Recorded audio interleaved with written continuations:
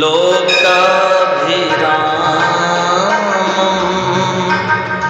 रणरङ्गधीरं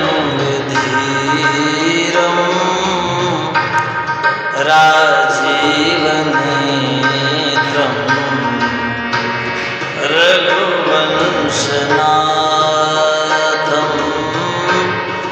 कारुण्यरूपं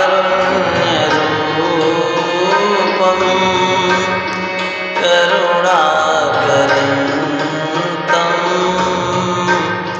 श्रीरामचन्द्रं शरणं प्रपद्ये। मनोजवं मारुततुल्यवेगं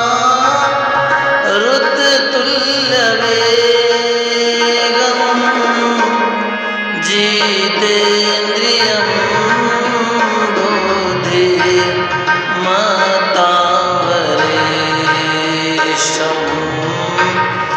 वातात्मजं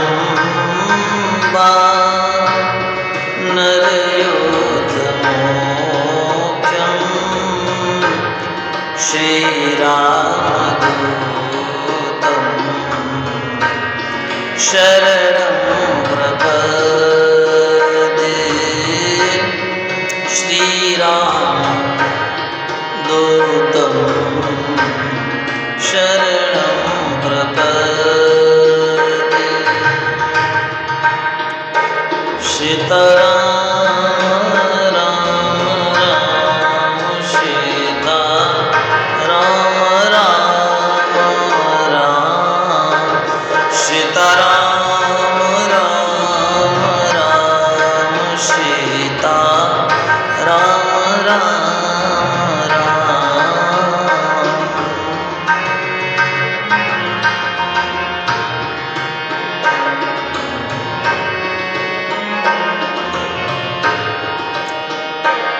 सीताराम राम राम सीताराम राम राम सीताराम राम राम सीताराम राम राम सीताराम राम राम सीताराम राम राम सीताराम राम राम सीताराम राम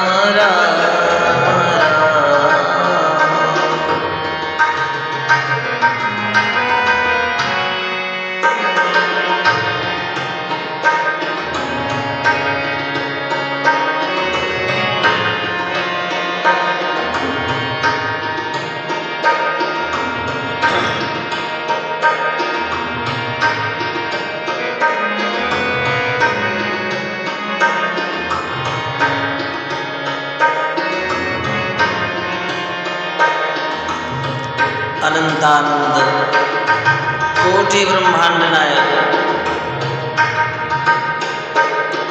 जगत के पालन करता, संहार करता एवं उत्पन्न करता मर्यादा पुरुषोत्तम अकारण करुणा वर्णालय वांछा कल्पद्रुम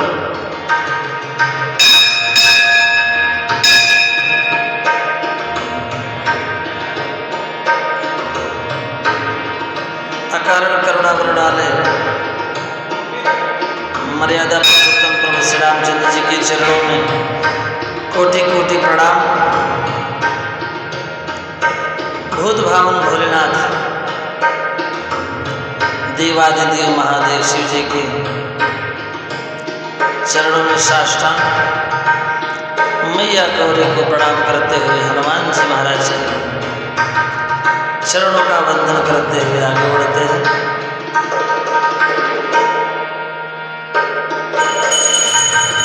बाबा ने 7 कांड लिखे हैं और शुभारंभ में 7 श्लोक लिखे हैं।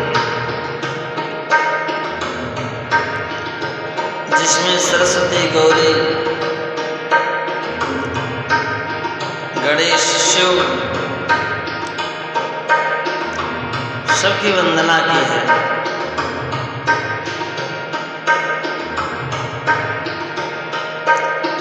आज हम आप लोगों को जो सुनाने जा रहे हैं उसका नाम है रामचरित मानस नामा। रामचरित मानस नामा। सुनत श्रवण पाय विश्रामा। सुनत श्रवण पाय विश्रामा। रामचरित मानस नामा। रामचरित मानस नामा। सुनत श्रवण पाय विश्रामा। सुनत श्रवण पाय विश्रामा। क्या नाम है? श्री रामचरित मानस। जिनको कानों से सुनने पर शांति मिलती है, विश्राम मिलता है। जब कानों में श्री रामचरितमानस की चौपाइयाँ जाती हैं, गुजती हैं, तो उन कानों को शांति और विश्राम प्राप्त होता है। रामचरित मुनि रामचरित मानस मुनि भावन।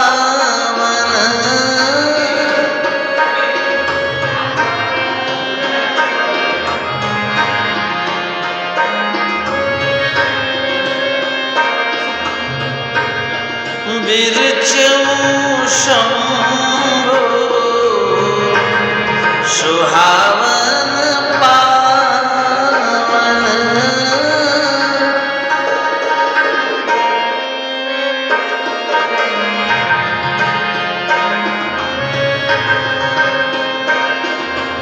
और इस रामचरितमानस को भूत भावन भोलेनाथ ने सबसे पहले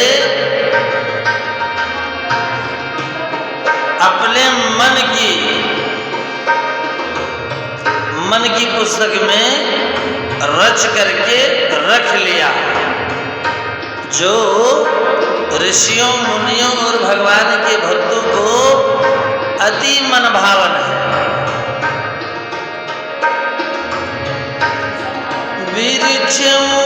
शंभो सुहावन पावन।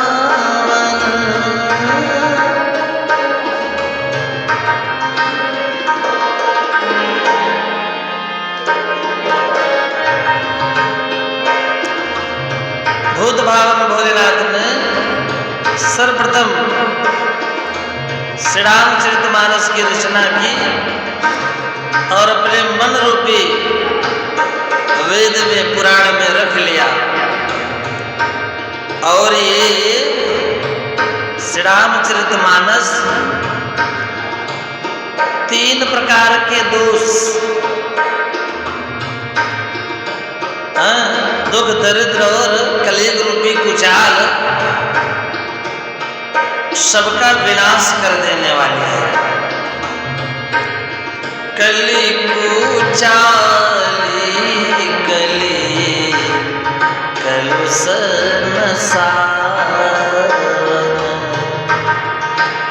कलिकार के कलुषता का नाश कर देने वाला है श्री रामचरितमानस। रची महेश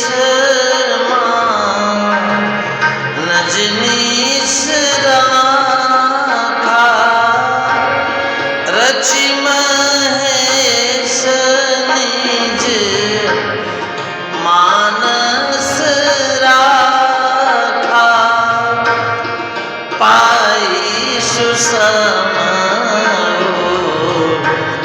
शिवासन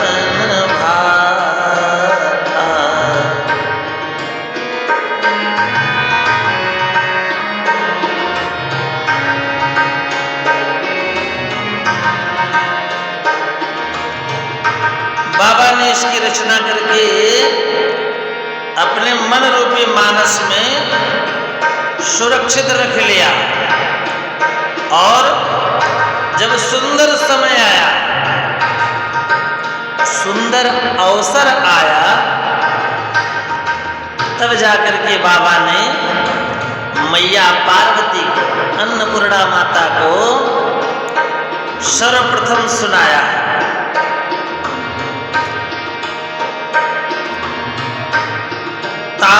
तेरा चरित मानस वर धरे मुना हेरी हरख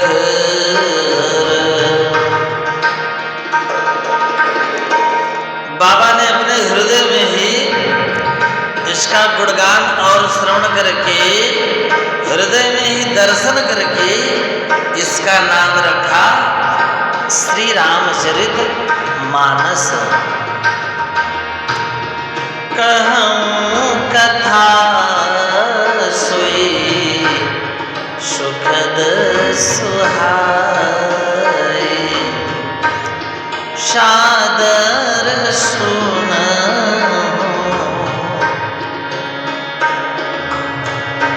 सुजन मन लाई।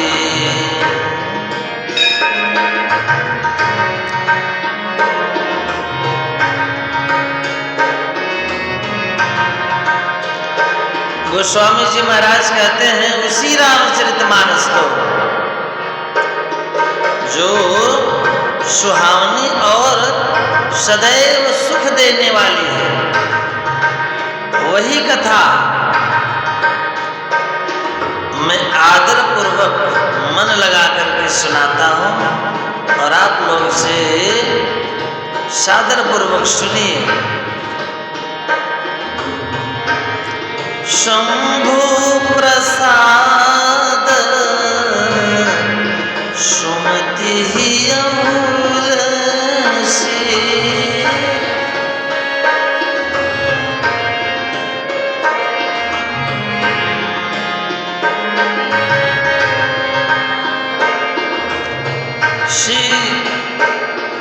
श्री शिव जी की कृपा से उनके हृदय में सुंदर बुद्धि का विकास हुआ।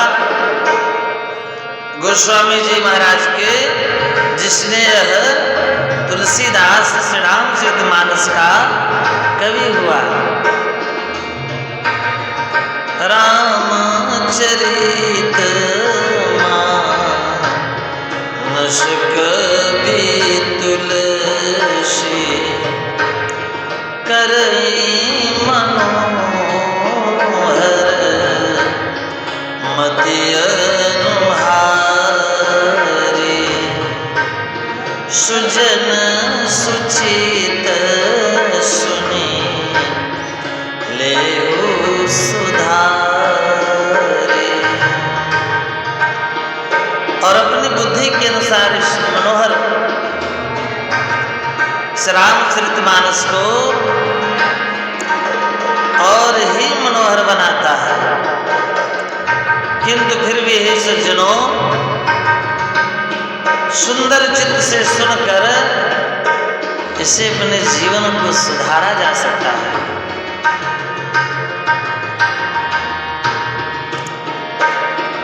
बाबा कहते हैं गोस्वामी जी महाराज, यह रामचरितमानस 4 घाटों पर गाई जा रही है, 4 स्थानों पर। सुठी सुंदर संवाद बरा विरचे बुद्धि अपार।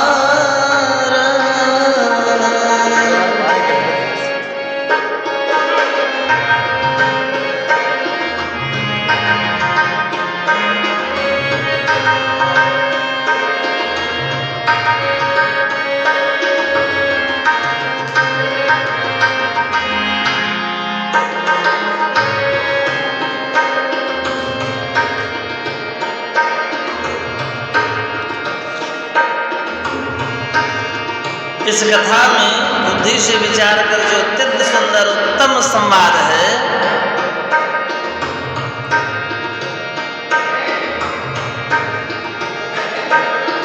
वही इस पवित्र और सुंदर सरोवर के 4 मनोहर घाट, श्री रामचरितमानस के 4 घाट, चारों घाट पर 4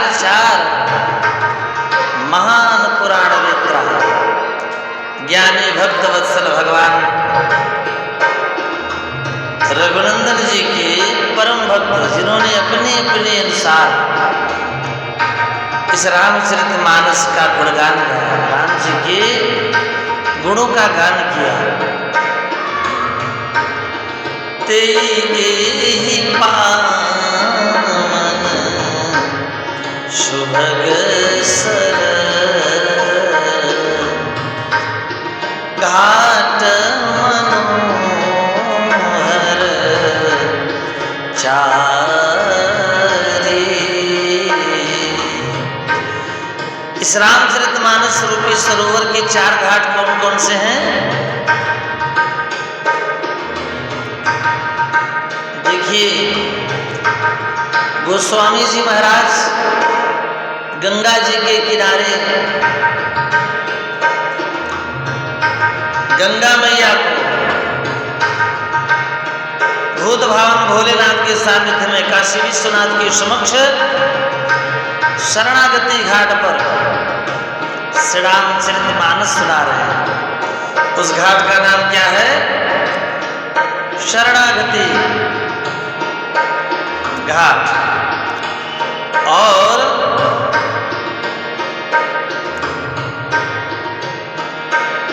याज्ञवल्क्य जी महाराज भरद्वाज जी महाराज को प्रयागराज के पुण्य घाट पर, जहाँ पर गंगा यमुना सरस्वती त्रिवेणी बहती है, उस त्रिवेणी के पावन घाट पर यह श्री रामचरितमानस की कथा को श्रवण करा रहे हैं, जिस घाट का नाम है ज्ञान घाट।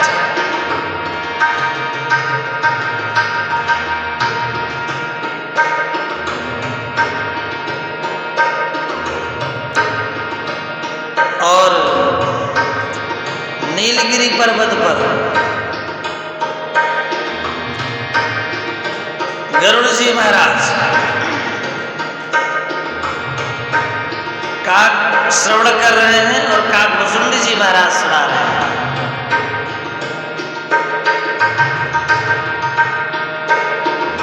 उस घाट का नाम है प्रेम घाट, वात्सल्य घाट, भक्ति घाट।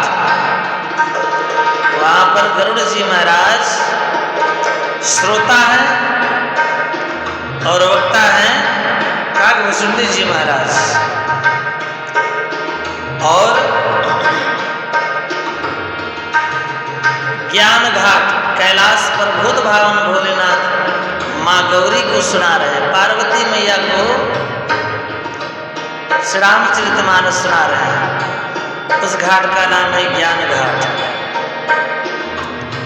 तो इस प्रकार से 4 घाटों पर यह रामचरितमानस पहले गाए गए। पहले भोले बाबा ने, अन्नपूर्णा महारानी, पार्वती मैया को ज्ञान घाट पर कैलाश के पावन सानिध्य में कथा सुना रहे हैं। और उनसे प्राप्त करके श्री गरुड़ जी महाराज श्रवण कर रहे हैं काकभूषुंडी जी की मुखारविंद से नीलगिरी पर्वत पर, जिस घाट का नाम है भक्ति घाट। और उनसे प्रेरित होकर के परम ज्ञानी याज्ञवल्क्य जी महाराज भरद्वाज जी महाराज को प्रयागराज के पावन धरा पर, जिसको कर्मघाट कहते हैं, कथा श्रवण करा रहे हैं। और इन सबसे प्रेरित होकर के गोस्वामी जी महाराज गंगा जी के पावन तट पर भूत भावन भोलेनाथ बाबा विश्वनाथ धाम की समक्ष श्री रामचरितमानस कथा सुना रहे हैं। श्रोता है वहां पर गंगा मैया और भूत भावन भोलेनाथ संत समाज, जिस घाट का नाम है शरणागति घाट। इस प्रकार से श्री रामचरितमानस को 4 घाटों पर बड़े ही सुंदर ढंग से एक श्रोता और एक वक्ता और एक श्रोता के माध्यम से श्री रामचरितमानस कथा गाई जा रही है। राम अनंत अनंत गुण अमित कथा सार। राम अनंत है, उनके गुण और कथा भी अनंत है, और असीमित इसका विस्तार है। भगवान की कथाओं का विस्तार असीमित है। अतएव जिनके विचार निर्मल है वो इस कथा को सुन करके आश्चर्य नहीं मानेंगे। हाँ सुनिया जो न माने हैं, जिनके विमल विचार।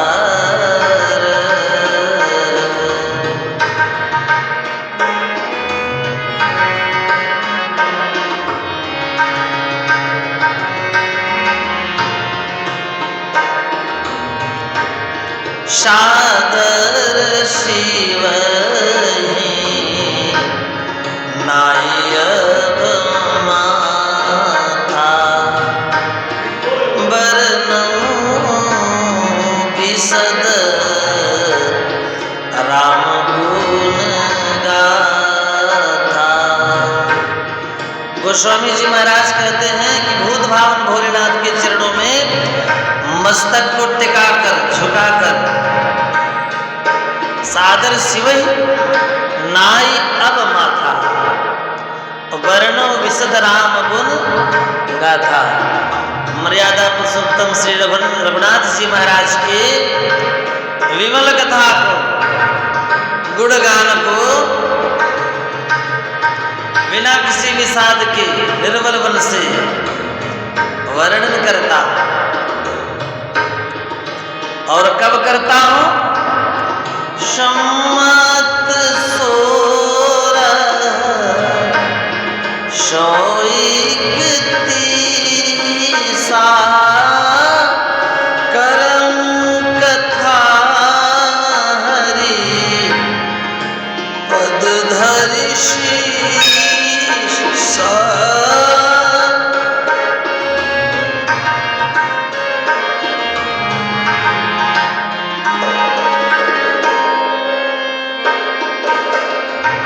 के लगभग 450 वर्ष पहले संवत 1631 में बाबा ने श्री हरि के चरणों की वंदना करते हुए उनके चरणों पर अपना मस्तक रख करके इस कथा का शुभारंभ किया। बाबा कहते हैं कि मैं इस कथा का आरंभ करता हूं। अब कौन सी तिथि थी, कौन सा दिन था और कौन सा महीना था जहां पर बाबा ने इस कथा का शुभारंभ किया था, और वह कौन सा पुण्य स्थान था, आइए आप लोगों को आगे की चौपाई सुनाता हूं। नौमी भौम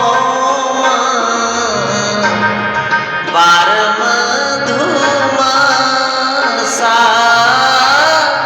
नौमी भौम मास मधु बार मधुमासा, अवधपुरी चरित प्रकाशा, अवधपुरी चरित प्रकाशा। श्रीधाम अयोध्या की पावन धरती पर सरजू मैया के किनारे गोस्वामी जी महाराज आसन लगाते हैं, और तिथि कौन सी है? नवमी। दिन कौन सा है? मंगलवार, भौमवार अर्थात मंगलवार। मास मधुमासा, मधुमास किसको कहते हैं जानते हैं? जो सबसे मीठा मास हो, जिसमें वृक्षादि फल फूल सब नए पत्ते लेते हैं, नए बौर निकलते हैं, आम की फलियां लगती हैं, फूल लगते हैं, जिसको चैत्र मास कहा जाता है, पावन मास।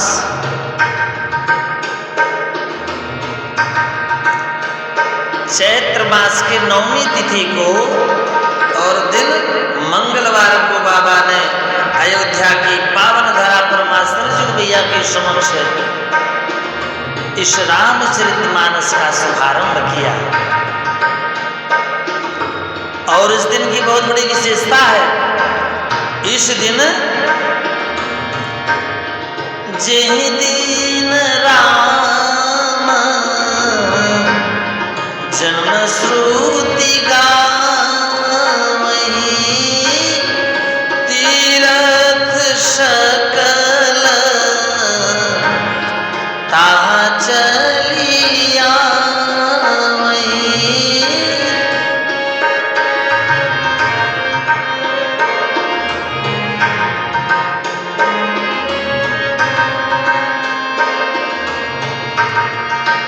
जिस दिन मर्यादा पुरुषोत्तम श्री रामचंद्र जी का जन्मोत्सव मनाया जाता है अयोध्या में, शुक्ल पक्ष नवमी तिथि, चैत्र महीना, प्रतिवर्ष इस दिन बड़े धूमधाम से मर्यादा पुरुषोत्तम प्रभु श्री रामचंद्र जी, राघव जी महाराज के, रामलला जी महाराज के जन्मोत्सव का महा उत्सव मनाया जाता है। अब तो धीरे धीरे बृहद होते जा रहा है। आज 5-7 साल वर्षों से राम जन्मोत्सव तो इतना विशाल रूप से मनाया जाता है कि इसको हर साल गिनीज बुक में नोट करना पड़ता है कि अब की बार इतना लाख दीपक जला, और इस बार तो और अधिक दीपक जले, उसका भी रिकॉर्ड तोड़ दिया। तीरथ सकल ताहा चली आवहीं। और इस पावन अवसर पर अयोध्या में पूरे विश्व के, देखो आप चारों धाम कर लीजिए, पूरे तीर्थ कर लीजिए, देशाटन कर लीजिए, पूरे विश्व को भ्रमण कर लीजिए, क्या यह सबके लिए संभव है? नहीं है। सबके लिए हर तीर्थों का दर्शन भ्रमण संभव नहीं है। कुछ भारत में है तो कुछ विदेश में है। बाबा कहते हैं कि जब राम जन्मोत्सव मनाया जाता है अयोध्या में, तो पूरे विश्व के जितने भी तीर्थ हैं श्री धाम अयोध्या पहुंच जाते हैं। तो जो पूरे विश्व का भ्रमण नहीं कर सकता है, हर तीर्थों का धामों का भ्रमण दर्शन नहीं कर सकता है, उसको सिर्फ एक दिन रामनवमी को श्री धाम अयोध्या पहुंच जाए, वहां पर सारे तीर्थों का दर्शन एक ही दिन में हो जाएगा। जो सारे तीर्थों के दर्शन से लाभ होता है, वह लाभ एक ही तीर्थ से मिल जाएगा। अब आप लोग देरी मत कीजिए। बाबा ने आप सबके लिए इतना सुलभ कर दिया तीर्थ दर्शन कि जिसकी विवेचना मैं नहीं कर सकता हूं। सोचिए, सारे तीर्थों का पुण्य एक ही दिन में एक ही स्थान में मिल जाए, ऐसा भी संभव है तो क्यों ना उसका फायदा उठा लिया जाए। अवश्य चैत्र का महीना आने वाला है और नवमी के दिन श्री धाम अयोध्या का दर्शन करो, समझ लो सारे तीर्थों के दर्शन का लाभ एक ही साथ प्राप्त हो जाता है। कौन कौन आता है वहां पे?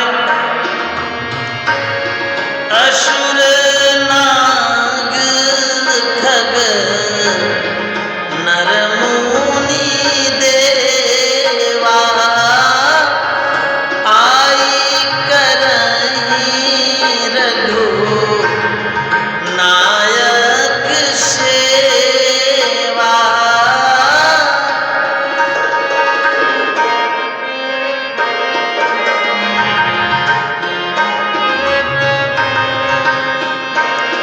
असुर अर्थात पूरे स्वर्ग के देवता, नाग अर्थात पूरे विश्व के वासुकी सहित सारे नाग देवता, खग नर मुनि ऋषि सब आकर के उस समय रघुनाथ जी की सेवा में लग जाते हैं। जन्म महोत्सव रचहि सुजाना, करहि राम कल कीरति गाना। बुद्धिमान लोग आकर के वहां पर भगवान श्री रामचंद्र जी का जन्मोत्सव मनाते हैं और पूरे विश्व का जन्मोत्सव मनाते हैं। अपना भी जन्मोत्सव शीघ्र मनाते हैं, क्योंकि ईश्वर अंश जीव विनाशी, ईश्वर का ही अंश है।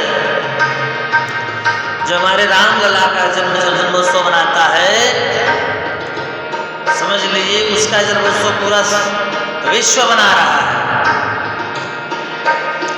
और राम जी की सुंदर कीर्ति का गान करते हैं, कथा श्रवण, रामायण, सुंदरकांड इत्यादि कार्यक्रमों का वहां पर नाना प्रकार के पुण्य स्थलों पर नाना प्रकार के आयोजन करते हैं।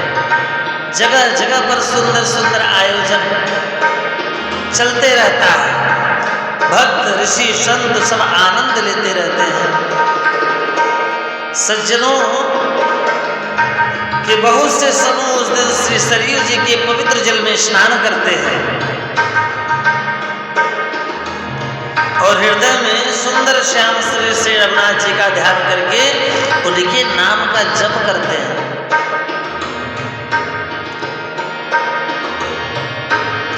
वेद पुराण भी कहते हैं कि सरयू जी का दर्शन, स्पर्श, स्नान और जलपान पापों का विनाश कर देता है। यह नदी बड़ी ही पवित्र है, इसकी महिमा अनंत है, जिसे विमल बुद्धि वाले निर्मल बुद्धि वाली सरस्वती मैया भी इसका बखान नहीं कर सकती है। मैं क्या चीज हूं, मैं तो कल्पना भी नहीं कर सकता हूं कि मन आंखें बंद करके कल्पना कर लूं कितना इसकी महानता को मैं सोच सकता हूं, यह भी संभव नहीं है। राम धाम पुरी सुहानी, लोक समस्त विदित अति पावनी,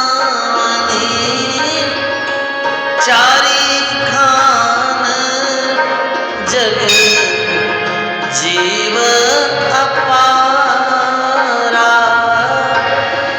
अवध तजे तनु नहीं संसारा।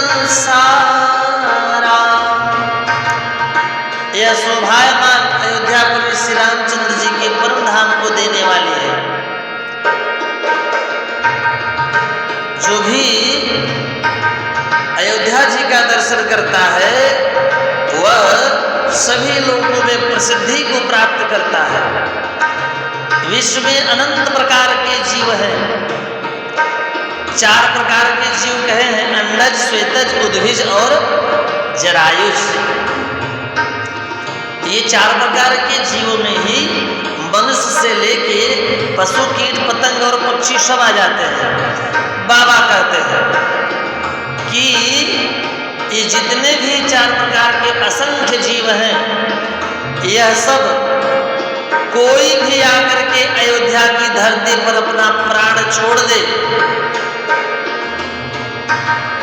अवध तजे तनु, अपने तन का परित्याग कर दे, अर्थात प्राण निकल जाए अयोध्या की धरती पर यदि नहीं संसारा, फिर इसको इस संसार में आने की आवश्यकता नहीं है। वह कहां पहुंच जाता है? जहां पर पग पग पर कामधेनु गैया घूमती रहती है। हर वृक्ष कल्प वृक्ष है, जिसकी सुंदरता का बखान सहस्त्रों शेष और शारदा भी नहीं कर सकती है।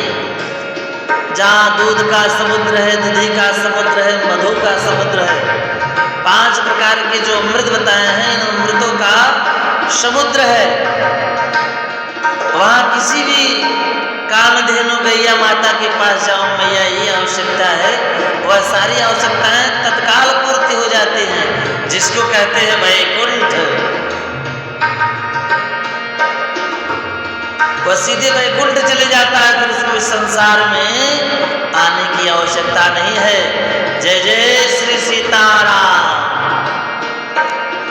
आइए आज की कथा को यहीं पर विश्राम देते हैं, क्योंकि भगवान की कथा आनंद है। जो भी समय अपने पास उपयुक्त है उतने में ही भगवान की कथा का श्रवण करता हूँ। फिर अगले दिन जय जय श्री सीताराम, जय जय श्री सीताराम। हे भैया